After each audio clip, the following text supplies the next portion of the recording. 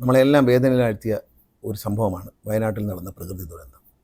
400-ലധികം സഹോദരന്മാരെയും സഹോദരിമാരെയും നമുക്ക് നഷ്ടപ്പെട്ടു എന്ന ദുഃഖകരമായ അവസ്ഥയുണ്ട്. അതോടൊപ്പം തന്നെ ആ ഗ്രാമമാകെ തകർന്ന് 2-3 ഗ്രാമങ്ങളാകെ തകർന്നു പോയി. അവിടെ താമസിക്കാൻ വീടുകളില്ല, സ്കൂളില്ല, എല്ലാ സൗകര്യങ്ങളും ഇല്ലാതെയായ ഒരു അവസ്ഥയാണ്.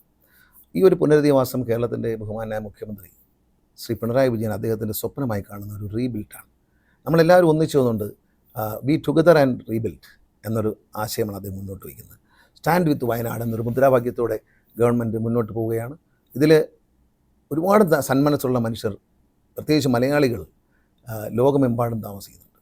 അവരെ സംബന്ധിച്ച് എങ്ങനെയാണ് ഈ നമ്മുടെ സഹോദരന്മാരും സഹോദരിമാരെയും ഇനി ആ ജീവിതത്തിലേക്ക് മടക്കിക്കൊണ്ടുവരാൻ, അവരെ ഇനിയും ജീവിക്കുന്നവരെ, പല പരിക്കുകളോടെയും വേദനയോടെയും ജീവിക്കുന്ന കുടുംബങ്ങളെ എങ്ങനെ നമുക്ക് കൈപിടിച്ചുയർത്താമെന്ന ചിന്ത എല്ലാവരെയും അലട്ടുന്നൊരു വിഷയമാണ്. ഈ വിഷയത്തിൽ നമ്മൾ ഓരോരുത്തരും നമ്മുടേതായ സംഭാവന നൽകണം.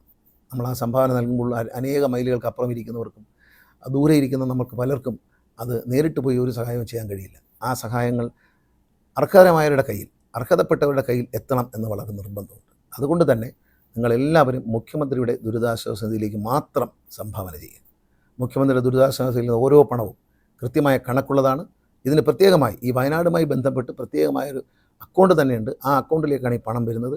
ആ ആവശ്യത്തിന് മാത്രമേ ഞങ്ങൾ ഉപയോഗിക്കുകയുള്ളൂ. തീർച്ചയായിട്ടും നമ്മൾക്കൊരു തെറ്റിദ്ധാരണകൾ പരത്തുന്ന എല്ലാ വാർത്തകളെയും തള്ളിക്കളഞ്ഞുകൊണ്ട് സ്നേഹത്തോടെ നിങ്ങളുടെ സഹായം, നിങ്ങളുടെ അനുഗ്രഹം, നിങ്ങളുടെ കൈത്താങ്ങ് വയനാട്ടിലെ ജനങ്ങൾക്കായി നമ്മൾ സമർപ്പിക്കുന്നു. വയനാടിൻ്റെ ഉന്നതിക്കായി നമ്മൾ സമർപ്പിക്കുന്നു.